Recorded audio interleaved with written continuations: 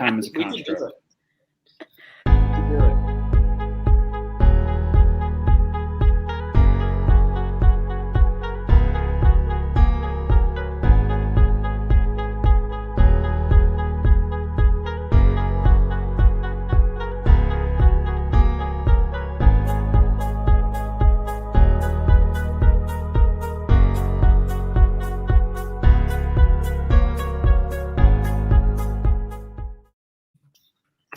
Everyone, this is Dr. Khanita on another episode of Arya Holistic Healthcast, and I'm here with Dr. Steve Laski and Dr. Bryan Kent. They are my dear friends and my classmates from New York Chiropractic College. We were in school together, and during that time they were like my ride or die buddies. So we had lots of ups and downs with We did some dying. chiropractic. For sure. Yeah, we did lots of dying, and also Bryan was in the acupuncture program with me, so we both were like suffering together. There was 4 of us in that class, and Steve saw us kind of cry and suffer a lot during this He was time. there too. He was there Help too. mop up the tears. Yes, and feed us. So I'm so happy that they'll be joining me here, and I want them to kind of talk about their practice, where they're at, and you guys can go ahead. Steve can start first. Yeah, for sure. Quick intro. I work directly with Bryan. We have our practice Forward Spine Sport here in Boston, Massachusetts. We opened it up in the middle of a pandemic, which I would highly suggest anybody looking to do it that way. Find yourself a pandemic and start a business. Yeah, find yourself a healthcare issue and jump in it that way. There you go. In 2020. So we've been open for a little over a year and a half, and somehow we're growing, and we're doing good things so far, and just looking forward to seeing where the road takes us, honestly, because if we can do it now, I think once things are quote unquote normal again, we'll be doing even better. Yes. So it's amazing, because I know for all of us, when we had to close down, we were like, crap. But the fact that we're still here and surviving and thriving, I think, great testament of what we can do to help people as well. Agreed. Sure. Yeah. So Bryan, tell us a little about yourself to everyone. I'm Bryan, and like Steve said, we are business partners, and for a long time now, we've been best friends and basically brothers. I have 2 brothers biologically, and Steve just kind of falls right into step there. There hasn't been a full-on family reunion moment, but I think if it ever did, that it would be like, has he been here the whole time? I think he's been here the whole time. Yeah. Been here 35 Piece years. of the house and everything. Yes. That's right. I love it.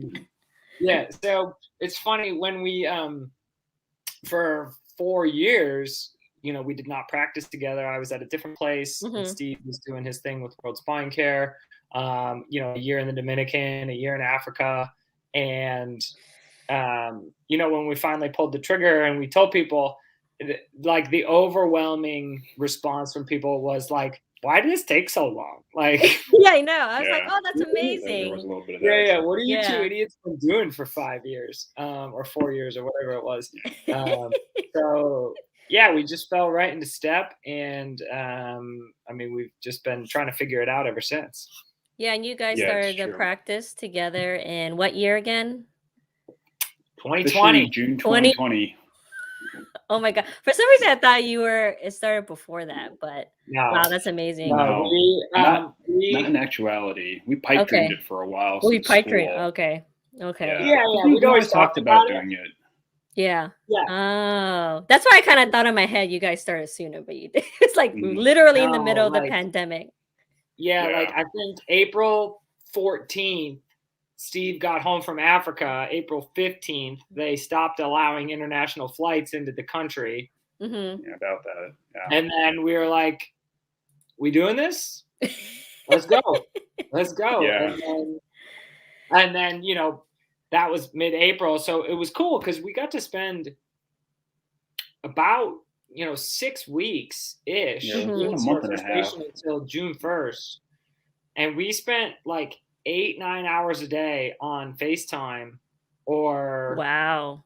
or whatever, Something. just phone calls, because whatever. you were with your mom and I was at home, and Yeah.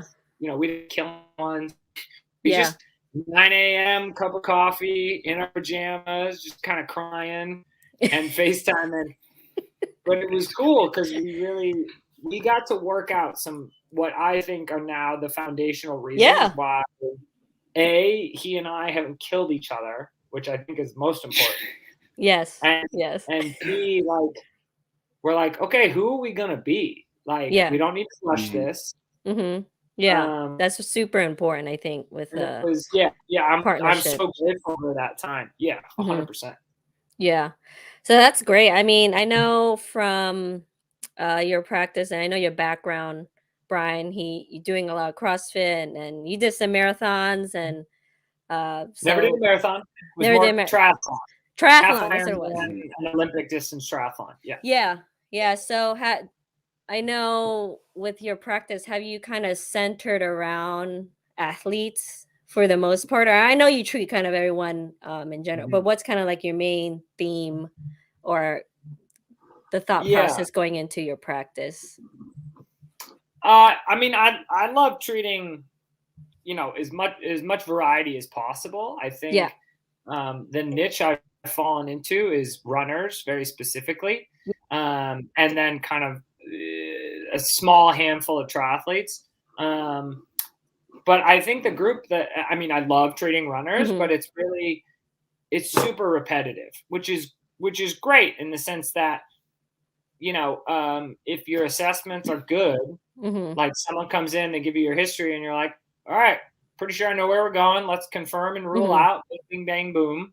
And all right, we're going. And it's pretty predictable, which is really nice. And I think when you get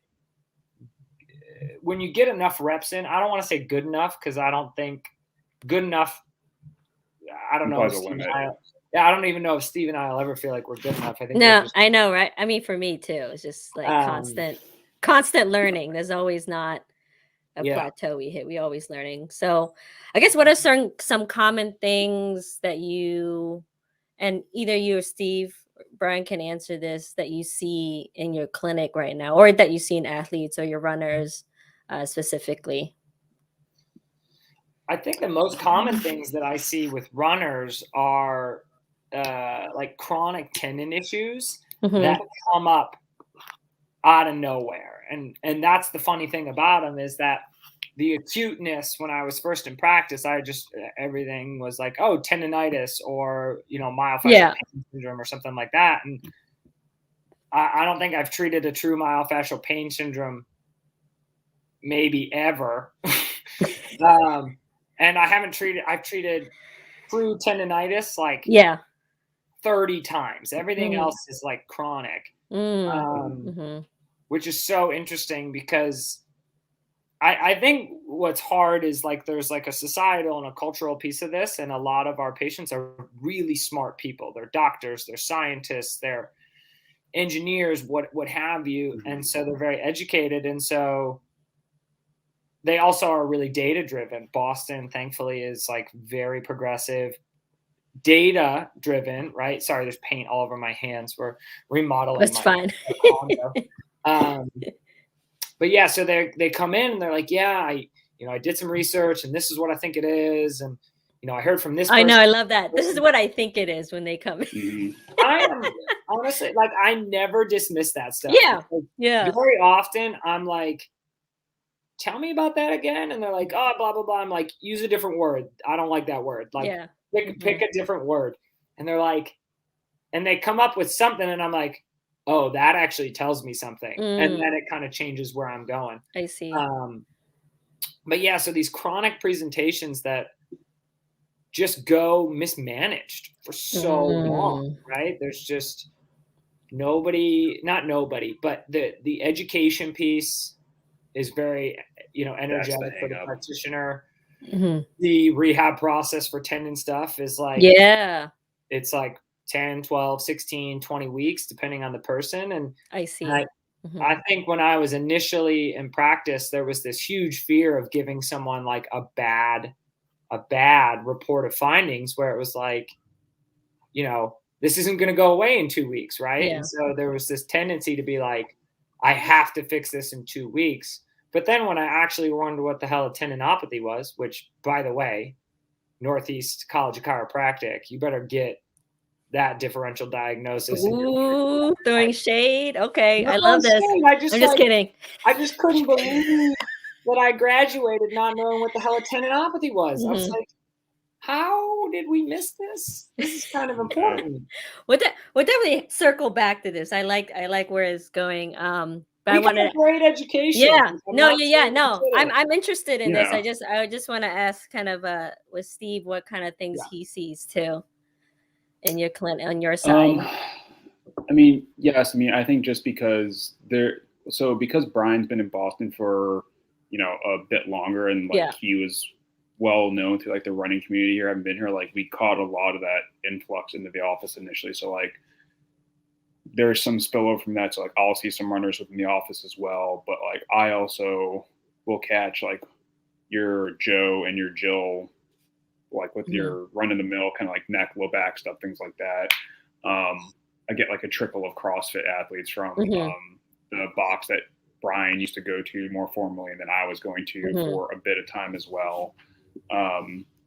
But I would say there's a little bit of a run over too, where like, so it's like strength athletes, your endurance athletes, your Mhm. people who have no choice but to spend 50 hours at the desk most of the week. And they're either in like that subcategory A where it's just that, but then there are 40 hours a week with like 20 hours worth of like activity on the weekend Mhm. still, where they want to go skiing now in the winter Yeah. when they have the time and things like that. And then I've recently started kind of getting more of a touch too from some of I guess there would be, if we had to label them as like a little bit more of like the progressive medical offices in the area, where they're more of like the subscription based services, right? So like the providers are more like, oh, you have a musculoskeletal thing, like go find a PT or chiro, and like I've been getting a trickling of those people too.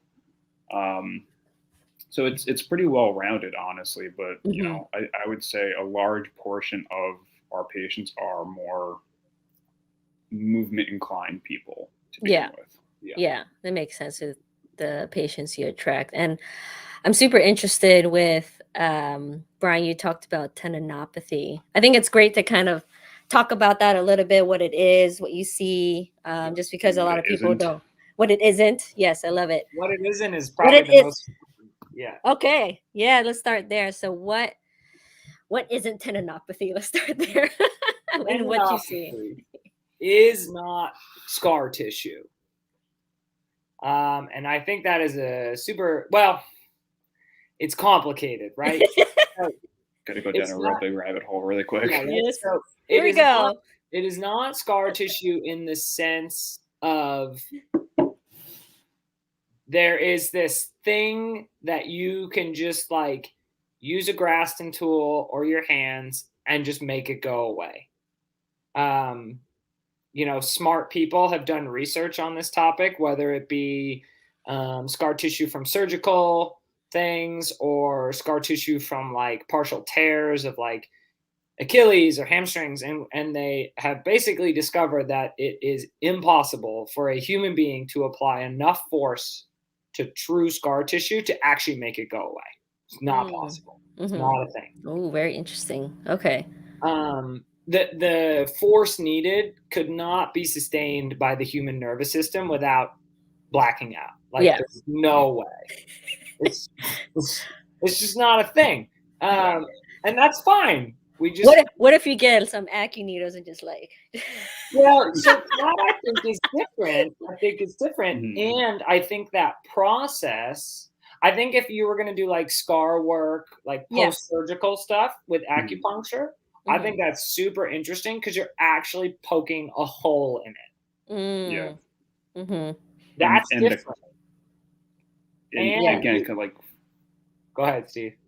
I was gonna say, and like our favorite thing to say is like it's the context, and it depends, because Yes. if you're gonna do that stuff, when you do it in the spectrum of time for that condition is a big factor too, because Yes. my biggest pet peeve is so many providers who are educated, or at least we hope they are, you know, they kind of forget about this. You kind of forget about this whole thing of like, you know, you learn how connective tissue works in school, and then you kind of ignore the whole like remodeling process of how like collagen and everything kind of gets laid down over time. And it's like, yeah, you do it up front when like you're recovering from a surgical stuff, like it's more adaptable and pliable. But like if you're 3 years post-surgical and you're like, we're going to break up this scar tissue with your thumbs and your grasping tool, I'm like, you got lied to. You're a liar. Okay, so tendinopathy is not scar tissue. Tendinopathy is, in a way, similar to scar tissue in that it is a dysfunctional collagen issue, basically. But what happens? Okay, so tendon looks like this under a microscope, right? It's a nice linear band, so that when it's loaded, it goes and then ping, it just absorbs load, and then it just loads right back in. What happens when you go and do anything, right? Whether you're running, you're doing CrossFit, it kind of doesn't matter. Boy, my hands are a disaster. This is going to be shown. It's great. Wonderful. Wonderful. So when you go and work, you have these little micro tears, and it's totally fine. They pop, they come back in if given enough time, and ironically, given more load, right? So repetitive loading, if you're going to load, is good. It's fine.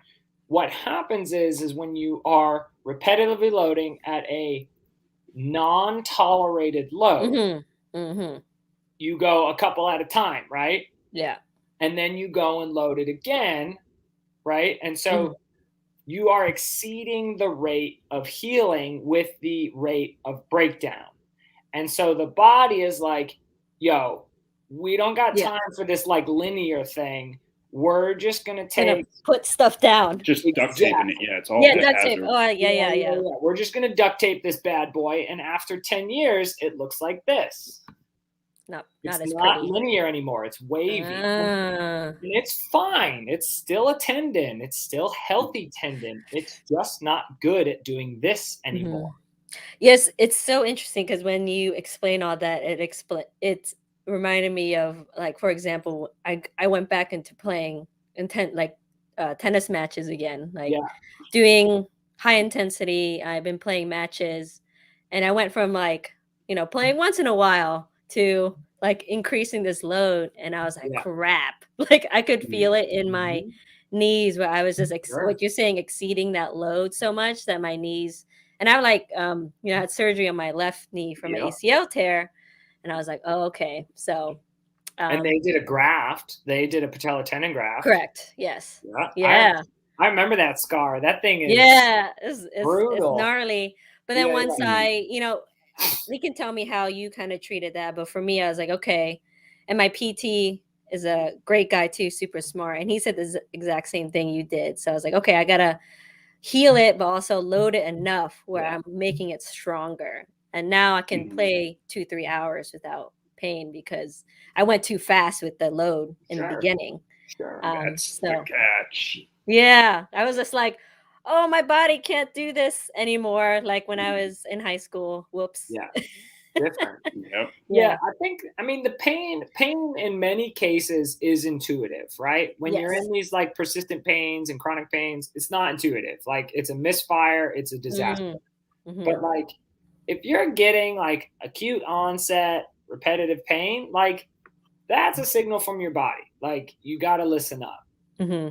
And rest is not gonna fix it inherently, but it'll make the pain stop until you can get into a loading program. I'm talking too much. Steve, jump in somewhere here. No, I mean it's true. I mean, I think that's the thing that becomes the problem for so many people, because most people generally with a lot of topics, like, we've said in the past, like expect this kind of like linear progression where it's just like, he's going to keep getting better. I'm going to do more and do more. But like with this tissue, with tendinopathy, it's up a little, give it some time, up a little, give it some time, up a little, give it some time, because tendon ligament does not work the same that like muscle does. Like they are two uniquely different structures that work together similarly, but they have different constraints that you need to lean into and away from. And that's where it gets tricky for people, especially within the running community. And yes, part of it's a culture thing with running, and I'm not going to go too far down that rabbit hole, but like when runners want to run, they want to go to do it when they want to, not 4, 6, 8 weeks down the line, like having given the tissue what it needs to do. And there's this pull. Making sure you're also like eating well, right? And not eating 100%. crap. There's a lot of facets that go into healing tissue stuff well, both from loading and then like taking care of the tissue itself. Yeah, I think what you said before too, with healing's not this linear process in that case, and also acupuncture as well, because they expect like I'm supposed to feel better like this, but it really is this wave of like as you're like the pain is a little less, but then we do treatment and then it's like, okay, now it's getting better, and then as long as the trajectory is upward, then that's a good thing. So what would you say? I mean, you can give an example with a patient or that's in terms of treatment for tendinopathy, or you both can. You can start with Steve if you have an example of a patient, like what it kind of looks like, the treatment plan. For tendinopathy? Yeah, or any other patient you might see for like what you say, neck pain or low back pain too. Oh God. I mean, it really depends. And like, yeah, I mean, just like give an example of one. You don't have to be super specific, but just to give people an idea what to expect, I guess. Yeah. Well, this like while you were kind of touching on, like, this is like the chart I draw for like every single patient. That's what you were doing. I love it. All right. And time. Okay. So so time and so then you got your little increases, right? So most people initially, like, their pain is higher than their function when they come in to see us, and like that's the biggest pain because that's them from preventing them from doing their runs, picking up their kid if they're a parent, like doing their work throughout the day, and like that's where like the suck happens. And what I want people to understand off the cuff is, then again, there's gonna be these baby steps where like we want to basically just get enough of a flip so you have days, or as many days as possible, where your function is over your pain, and you have this pattern where you can start creating enough separation where function's going higher, and you'll have a couple little setbacks. And same thing with pain, where like it's trending down for pain and function is trending up, and there'll be those back and forth. But as long as you get to the point where there's enough of a separation, you can pretty much do 70, 80, 90% of your daily stuff or your sports stuff, and you have minimal to no pain, and it stays that way while your function's still going up. Obviously, getting people to zero pain is, as ideal as possible. Yeah. But even if someone's got level 1 or 2 out of 10 pain, but they're still running a 400-meter sprint at the time that they need to for a competition or recreational stuff, whatever, like if they're distance running and they can do it, and they're like, oh, I'm better or no worse after it, like, that's where we need to have like the mindset first. Like a big thing for me with a lot of my patients, just kind of getting them to recognize, like, give yourself some wiggle room. This isn't always going to be like an overnight thing. We can't just like shake the magic 8 ball and like look for like the yes to pop up. It's more kind of like the ask again later thing, depending on the work. Oh, I love this. Yes. Okay. You've said that before. You said I got a lot of things. I've never heard you say that, but I know you have. Oh, that's so good. That's a good quote. We'll put that part. Ask again later. Ask again later. Oh my goodness. No, I think that's the biggest thing with setting, whether it's tendinopathy patients, back, neck, whatever, just getting people to kind of have like that little bit of a background image to take care of everything is a super important part. Yeah, absolutely. I think that's really important too. Just looking in your bio too, again, Steve, I know Bryan mentioned this, that you were in the World Spine Care too. And I think we talked about it a little bit, but what was, when you were there, what was kind of, I don't want to say the weirdest thing that you saw, but like, what did you treat? Interesting? Yeah, where you're like, oh my God, I read that in a textbook, because sometimes I see that, I was like, oh, that was a textbook thing that I never thought I would see. Well, I mean, as far as the textbook things go, I mean, pick one. No, I would say when I was still working and living in the Dominican Republic, I mean, I was treating patients actively there for about 6 months, and in 6 months, I saw like 3 or 4 Cana equina cases. Oh And wow. like most docs here would maybe see like one in their career, if anything. In Africa, and when I was working in Botswana, I was like treating people with like who were HIV positive, tuberculosis. They had those things going on, like um, TB spine. Like used to work Oh with my those patients gosh. often. I remember that and Um, bone and joint. yeah, Yeah, TB spine is there. very uncommon to see here in the US. Yeah, Just no, so you yeah. people If know. you see a TB spine here in the States, like it's like a 1 in a million kind of thing. Like they're probably a person who's from another. Yeah. Yeah. 1 in 100 million. One Yeah. in Yeah, it's super uncommon.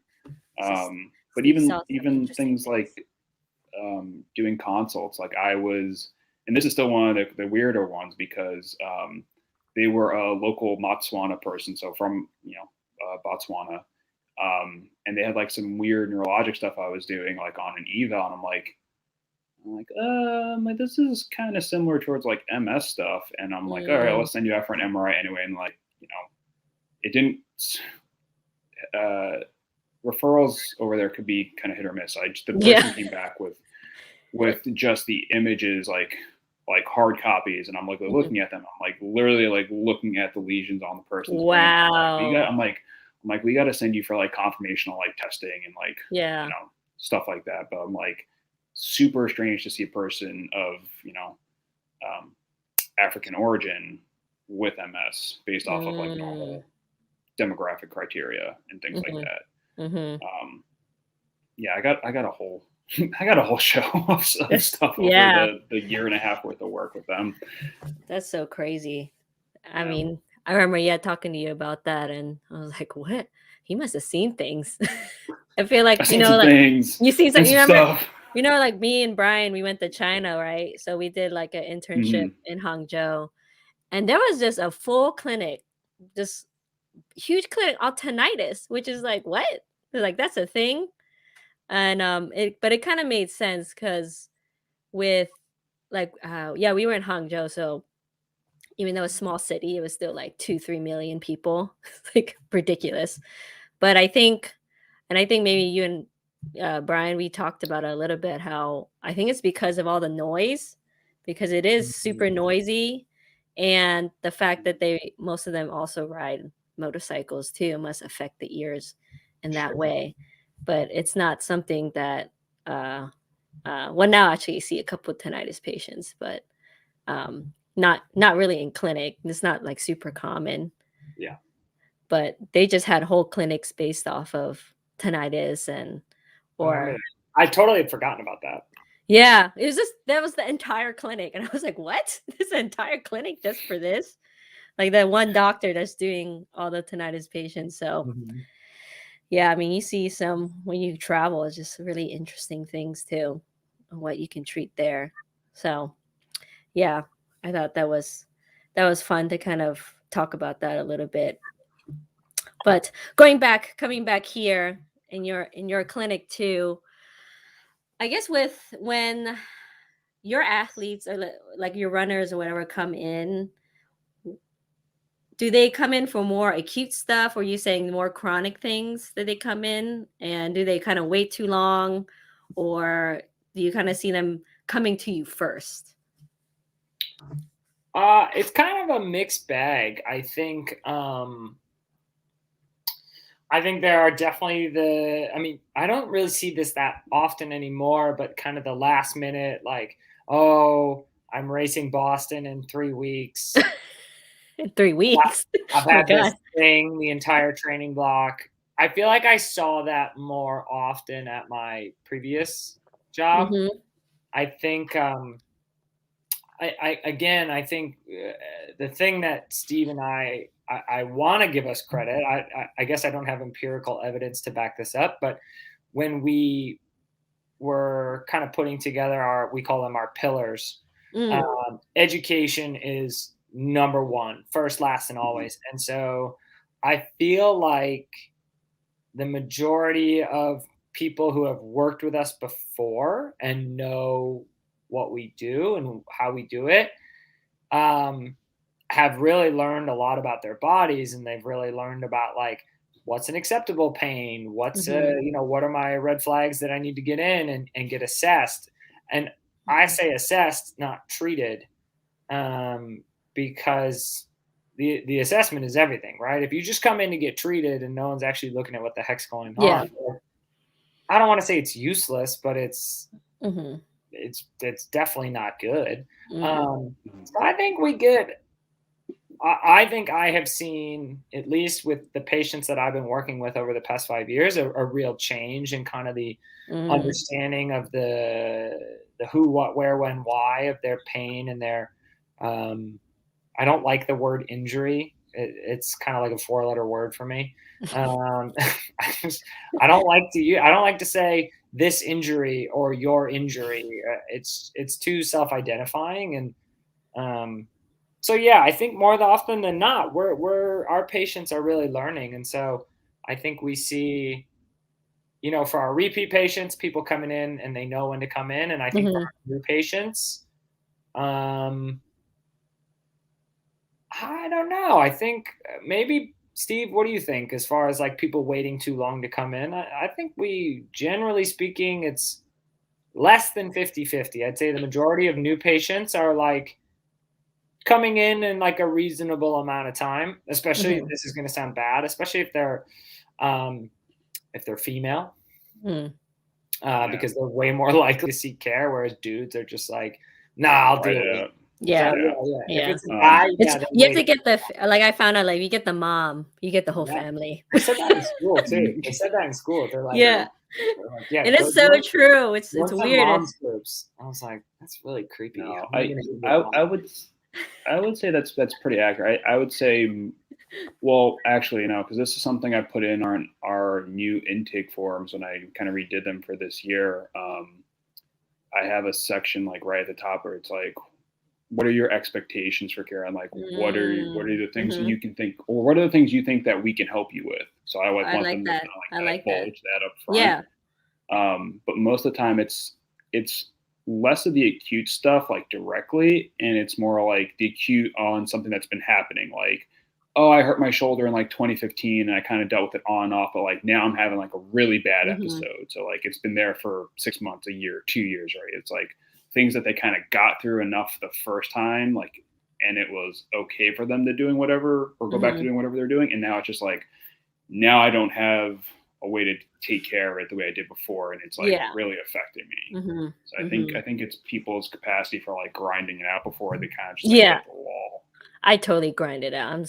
I'm dumb like that sometimes. Like, doctors are like the worst patients. Or we're our worst patients, Yeah. I like tripped with Teddy, with my dog, one time, and I'm like, and the worst part was not even me hitting, like, falling my wrist or getting scratched up. It's just like I stubbed my toe really bad, and I think I might have broken it.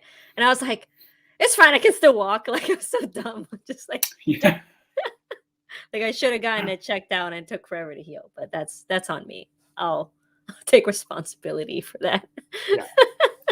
I've done things like that before. Yeah. So what do you, with I guess with those patients, or any new patients, especially with, us being chiropractors, and then also with Bryan being acupuncturist, what has been, and maybe it's not in your area, but are there any misconceptions that people have about you guys, or they think about, back in the days they called chiros quacks or whatever, that they have in the first visit, or you don't really have that in your clinic, in your practice? I think we definitely had it. We do. We have it. Yeah, for sure. And that's something else I see on like the intake forms too. It's like, what are your expectations? Like, people will like, every 1 out of 3, it's like, need alignment, shoulder. And I'm like, so, I mean, it also depends. Like, some of those people are people who have been to chiros before, or they just kind of like have that preconception of like, like something's not right. Like, it just needs to be kind of like tweaked back in or whatever. Or like popped back into place. Yeah. That's like the very typical thing. But like, that's something I would say we see often. Bryan, what do you think? Yeah, I mean, again, I think it's more common with. I think we see two things. I think if we have a spine-based patient, there is Mhm. an expectation of some sort of manipulation, um, and I go back and forth on this, and Steve and I talk about this all the time. And it's like, what do you do when you have that patient who has that expectation of needing manipulation? Mhm. Mm. They don't need it, right? Yeah. Well, yes. So Uh, for those who don't need spinal manipulation, what do you say? What do you say to them? Or I guess, yeah. it depends, and I think it's really kind of a conundrum because expectations of the patient is very important for how they're going to get better. Mhm. And so Mhm. if you have a patient who has a strong conviction, I mean, like resistant to other suggestions, Mhm. Mhm. if you don't do a manipulation, they might not get better Mhm. because the association in their brain with manipulation and their expectation that it's the only thing that's going to help them, and whether or not that's a learned thing or they just like have a Mm. you know I a grew up really with that too. yeah, I had a really great like one-off experience with spinal manipulation, or Yeah. they were like, yeah, I saw the chiropractor 4 times and it was gone, and I was like, Mm. that's awesome and super rare. Yeah. Yeah. um, and I've had times when I don't push, but I go for the education, and I'm like, look, Yeah. I understand that this is your expectation, and I can tell you beyond a reasonable doubt that this is not the thing you need. And then Mm. I walk them through kind of their Mhm. exam and their history and their assessment, and I say, this is what I would like to try first. Mhm. I'd like to give it, X visits, whatever. Are you agreeable to that? Some people are like, yeah, that sounds really good. Like they're on board, right? And Mhm. other people are like, yeah, but are you gonna, crack my back? And I'm like, Yeah. it depends. You know what I Mhm. mean? Yeah. Because to some Mhm. extent, like spinal manipulation could be clinically indicated in a Yeah. lot of things, but as long as it's part of a greater treatment plan. And the Mm. research shows that spinal manipulation, when paired with a rehab program, is more effective. Period. Mhm.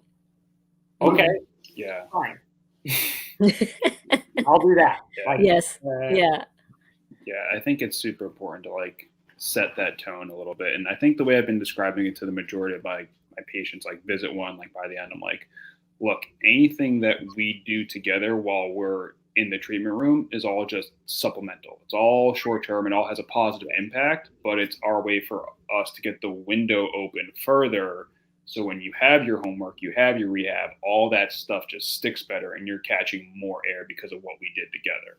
So I tell them like if we need to sprinkle in like manipulation, Mm. mobilization, whatever, I'm Mhm. like it's just a way for us to influence your system to kind of prime it to be better off Mm. dealing with the Mhm. movement based stuff we want you to deal with anyway, whether it's your tendon loading stuff or you're just like strength and capacity building stuff. Like it's just a way to get more effective and efficient feeling buy-in when they're doing their stuff that Mm. you know you can kind of test the waters with. Mhm. Mhm. Yeah, so with you guys doing, like, for me, honestly, I actually do more acupuncture in my clinic, and it's maybe it's just the way how it went with what patients I attracted, but mhm. I kind of run into the same thing. They're like, "Oh, my acupuncture is like fix this," and I was like, "Okay, but I'm very different." So I'm gonna do something different, and I hope that you can be open to that. And sometimes in that case too, I'll add like some rehab too, because obviously we have a background in that, but my background is Mhm. also in all the qigong aspect that I love. That helps with all the tissue and the kind of like reteaching the body how to function well too.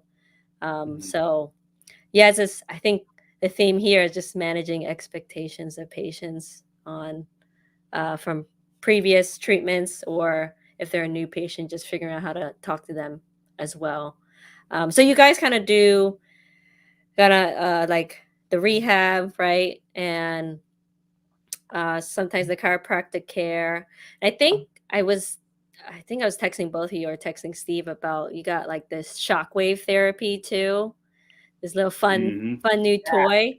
So what's that about? Yeah. I was like, ooh, that looks interesting. Yeah. Brian's wanted this for quite some time because he's had some experience using it before prior, and I've always kind of like stick question marks on most passive therapies. So do I. Yes. So do I. It's true. He does. But we really kind of came to the conclusion that this is going to have a lot of benefit for most of the stuff coming into the office, or like if it's going to be beneficial to a high degree and we'll use it often enough, like there's no reason not to have it as a way to supplement what we're already doing. Like if we can get someone's pain down and healing up on a tendon issue, like within 3 to 4 sessions of using the Shockwave to make what we want to do with the loading stuff that it needs having quicker, like, all right, why not? Like if you have a race in a month and like you need that done, you're not going to slow it down enough to like not do the race. Like, okay, well, we'll try to get you to as close to 100 as quick as we can. Okay. So I'm going to kind of poke at something that you said with not liking a lot of the passive modalities.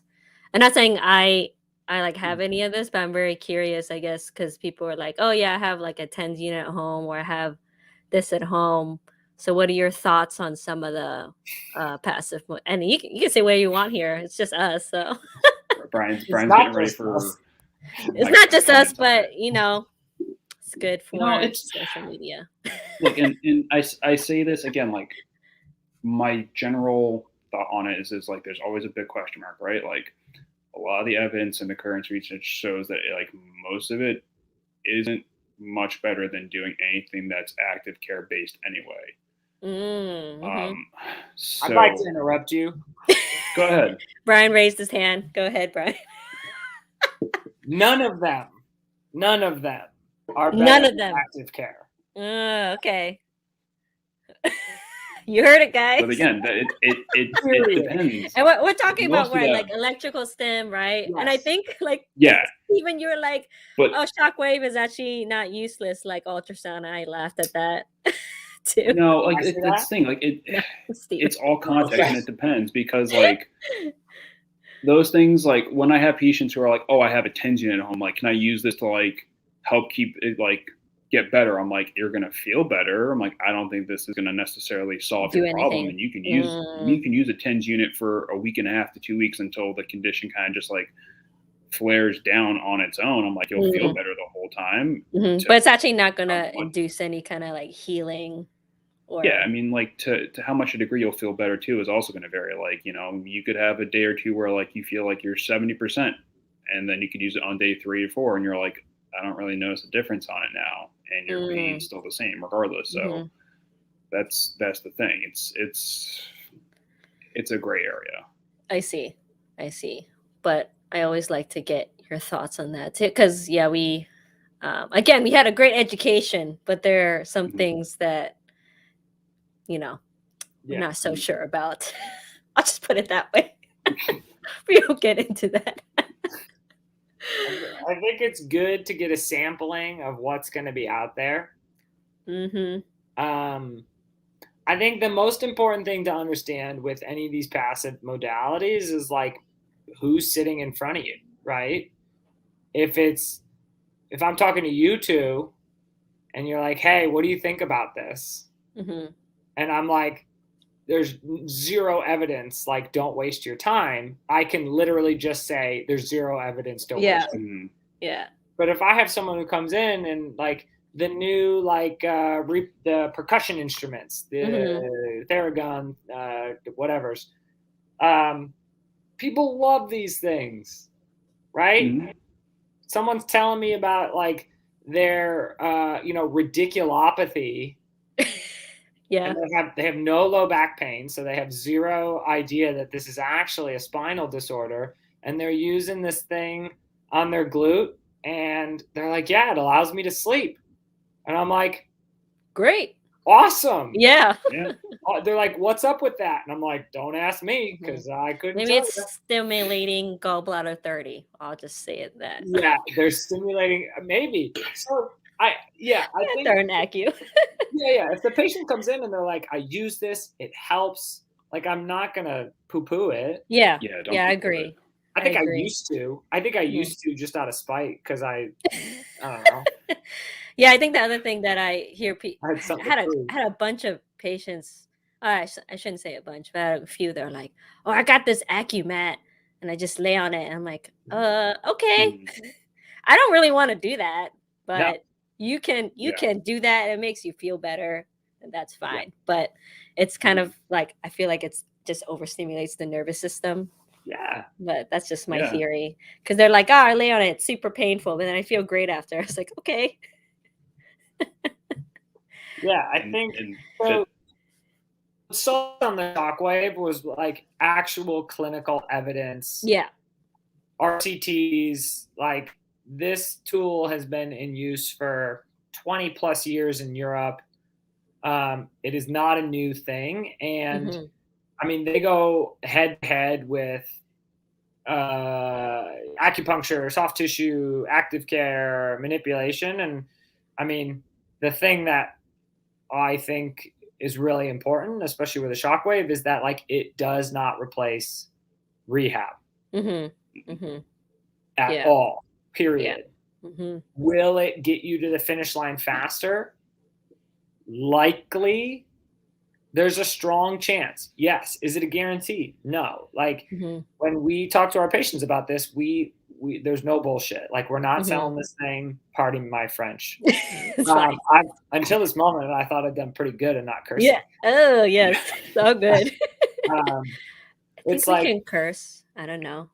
I mean, just beat it out. I do in practice. Yeah. All day, yeah. every day. Oh god. Comes I out with swear some in of all my front patients. You're hearing it live, guys. We all swear. Yeah, I mean, I swear a lot, like a lot.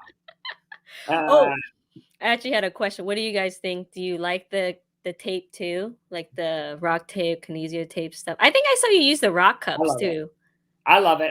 Steve doesn't, but I do. No, that's not true. Okay, so here's my hang up. Like I also I will still do cupping with like some of my patients, not everyone. I try to like make the best fit for everybody.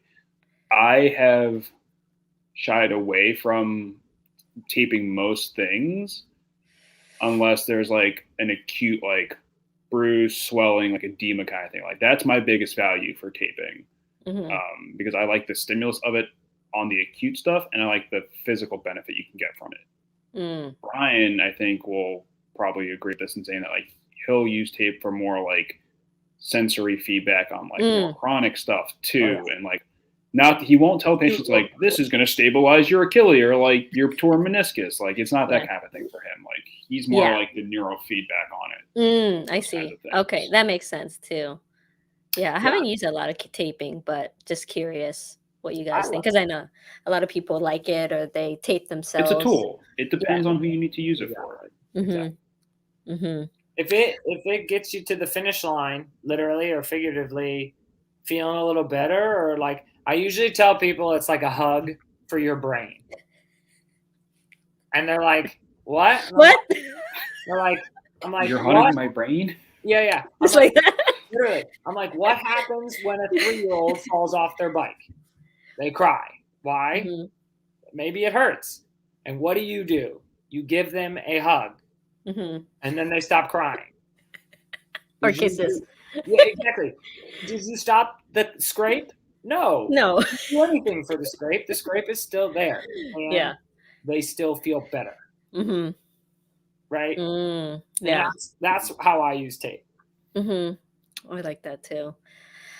I kind of like to ask, well, I've only had so many guests on here, but because our theme's kind of pain relief, what's kind of I mean, we talked about rehab. What's one underrated advice that people overlook for low back pain, or it can be neck pain or any kind of pain that you guys can think of? What's kind of like something people don't think about as much? Advice to a clinician or advice to just people? Yeah, just general humans. public, just humans. The muggles. The muggles. Something that's underrated. Underrated. Brian? Underrated. I will say Ian the last time talked about breathing. So you, because that's a big one for me too. I mean, yeah, I do a lot. I do a lot of that. And it's like a rabbit hole that for some patients, I'm like, we're not going down this rabbit hole. Like, this is going to be too much. So I think about that, like with the DNS stuff. Yeah. Which I'm just obsessed with. And I think it's amazing. Oh, DNS, just for the people, is like dynamic neuromuscular stabilization. So I call it like rehab based on how babies progressed in life. I did part A. So just to give context to what that is. I would say the thing I think is most underrated for pain is that understanding your pain is more important than it going away. I like that. I like my patient's pain to go away, but I try and not have it be my first priority. Because making pain go away, I think, is a lot easier than understanding it, right? There's a lot of stuff that we can do just to make pain go away. Cups, acupuncture, tape, manipulation, soft tissue, TENS units. But if we don't understand the mechanism of pain, you're going to just be like, a ship lost at sea, because it's going to be like, I felt better for 2 days, and then I'm right back where I am. I felt better for 3 days, and I'm right back where I am. It's like, if I don't know what's wrong and you don't know what's wrong, we're going nowhere. I like that a lot. What do you think, Steve? Your thoughts? I would agree, and I think kind of planting the seed in people's brain for them to kind of have it grow a little bit of like figuring out how their pain is happening is the biggest thing, and like planting the seed of resilience too is also the biggest thing, because like a lot of times people are like I have a patient right now, like she does not really feel comfortable to get back into like deadlifting after a low back thing, but like we are like 2 months plus right now on this injury, and part of it's just that like, will it hurt? How bad will it hurt? And like, yeah, there's a chance like it's going to feel like a little bit uncomfortable, but like hurt doesn't equal harm. Sore is safe, and like all these kinds of ways you have to like set the stage and kind of give them a prompt to know like this is within an acceptable range. Like this is maybe something you need to kind of shy away from, and letting people know that like your body's built to withstand a lot of stuff. Like it's not this fragile thing. Like, you got to give it some credit and lean into it, and know that unless you are challenging your system, like it can't progress and get better. So like you need to get back on the horse a little bit. And I think giving them positive experiences with movement, with things that are very familiar to what they were doing that hurt themselves, but you give them an unloaded version or a broken down version where they're like breathing better and their mechanics are just tweaked, and then they have that kind of clicky moment where it's like, oh, that didn't hurt, or it didn't hurt nearly as much as it used to, and then they're like, then the snowball can just keep going down the hill for them. And that's where like, oh, my body is still strong, I can still do all the stuff I need to do.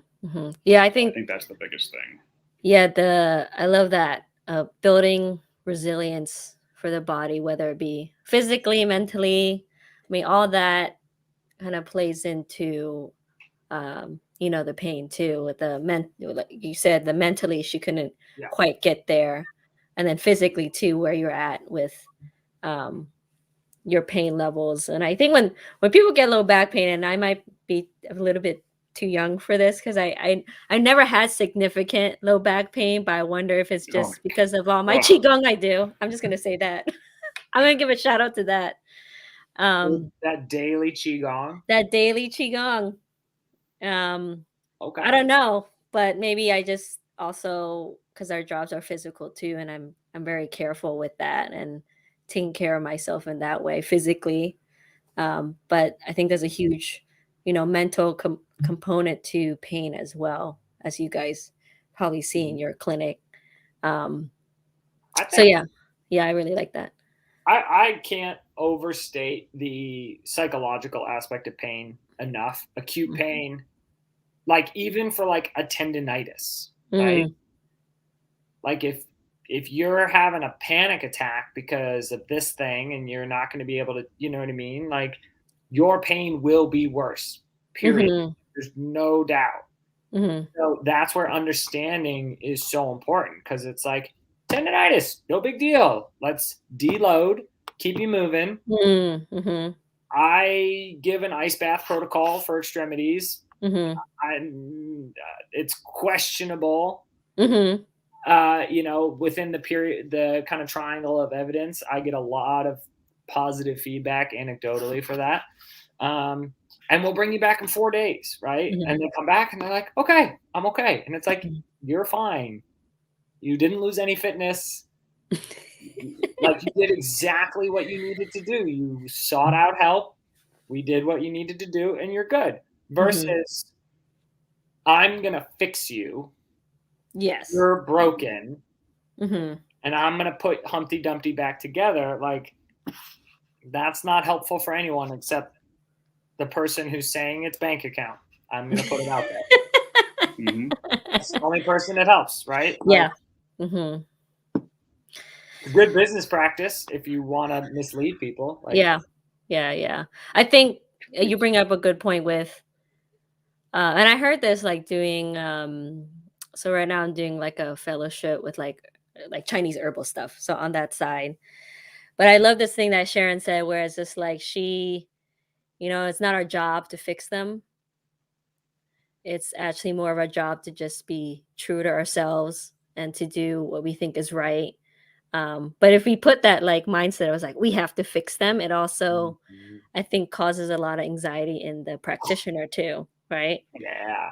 It's like, yes, all this pressure. Yeah. Queen.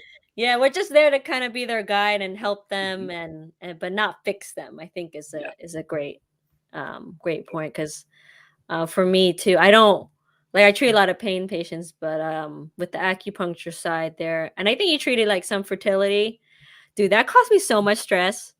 Whenever people come in to like, I was like, oh my god, I have to get pregnant. Yes, and I'm just like, you know, 4. I'm sorry. I've only had 4 infertility patients, and all 4 of them got pregnant. Yay! That's amazing. And the last one who I worked with is like 32 weeks. Oh, do you ever? Well, that stuff still freaks me out. I don't know how they do that. I'm like, people are like, "Wait, do you do infertility?" And I'm like, I know, I know. Yes, but we have to have a really long conversation. I get, the thing is, like, I treated someone, and then they say once you get one, you get like all their girlfriends, and then you're like, crap. But I really, yeah. I like treating them. Like, I'm not gonna say I won't treat, but like you say, expectations. And I'm gonna say this on here too, where I'm really good at also getting the baby out. So getting for, I know I can't like really say that. This may be controversial. We're gonna put this out here anyways. Why not?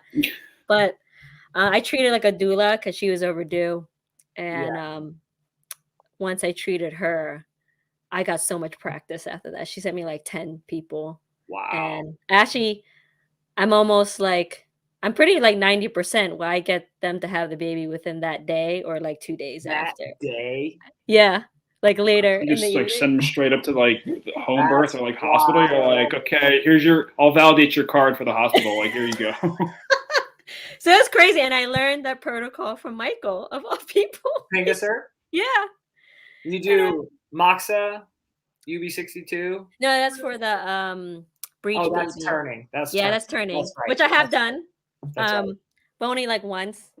But the other one is, I don't want that responsibility. Oh my god. No. But you know what? I was like, we can try, and I give them like, we can try, and if not, we tried. But they just want to do a holistic way and not try to do the induce, because I feel like they say it's super uncomfortable. But I'm like, all right, we're gonna stim, and then I do all this stuff, and then I get a text that like, picture a baby. I was like, oh yes. So I've been like pretty high percentage in that. Wow. But anyways, goes to the point of like, fertility stresses me out of it. So, but I had to get out of my mind that it's my job to get them pregnant, right? It's not my job. It's just my job to just be who I am. Yeah. And like do the best and be true to myself. And that's how, we all going to help people that way too. Yeah. So anyways, oh my God, it's almost an hour already. Yeah. So we talked a lot. I was going to say, did we get through like none of your questions? We got through some, but no, Really it's like a good catch up too. I really appreciate you guys coming on and chatting with me and catching up too. But yeah, I was just about to say, so where can people find you on Instagram to learn all about your I know you have a lot of rehab for runners and all the videos. So where can people find you guys? They can find us there on the Forward Spine Sport. Convenient part. Nice. Yeah, I mean, we Instagram has kind of been a struggle for us. I'll be honest. Yeah, that's fine. It's true. For me, it's like a mental emotional thing. Like I have a hard time with like the rules of Instagram and the rules of society right now that like I have 15 seconds to impress something upon you. And I'm like, what good ever came out of 15 seconds? Nothing. Exactly. Like I just, it really, it bothers me about this, like, cultural authority is based on followers, on evidence. It's a whole different conversation on this. Yeah, I don't like the whole idea of like the show versus like the story. Yeah. Like there's so much more behind those 15 or 30 seconds. Yeah. Like I'm not gonna go. I'm not doing it. Yeah. Like I just get so caught up like doing the actual like rehab and stuff in the gym with the patient that like I don't even like remember to be like, oh, let's take my phone out and like that's really fine. Quick. I'm like, I'm not there, like I'm there with the person. Yeah. So I'm telling you guys, these doctors are amazing. You can tell they really love what they do. And since you can't, if they're not gonna post on Instagram, you should go meet them in person and get treatment. So if you're around you're kind of around Boston, right? In the Boston area. Right in Boston. Right in Boston. Go visit. We're an hour from Rhode Island, an hour from Connecticut. Like if you can get a commuter rail from Rhode Island or Connecticut, like you can be in Boston. Anywhere in New England, So okay, awesome. We're always down for a coffee or a beer if you're in the area and chit chat. You won't burritos if you are a burrito fan. I need to come visit you guys too, but we have a membership for burritos, so we'll buy lunch. Membership for burritos? Yeah, we have a burrito membership. Yes, I love it. It's a problem. But you have any people watching this in the audience, you guys in the Boston area, definitely hit these amazing doctors up. I love them with all my heart. And I know they're good people. We love you. But yeah, thank you again so much. And thanks for everyone for joining here and listening to us chit chat about all sorts of things. And I look forward to making more of these with you guys. And I'll see you guys soon. Anytime.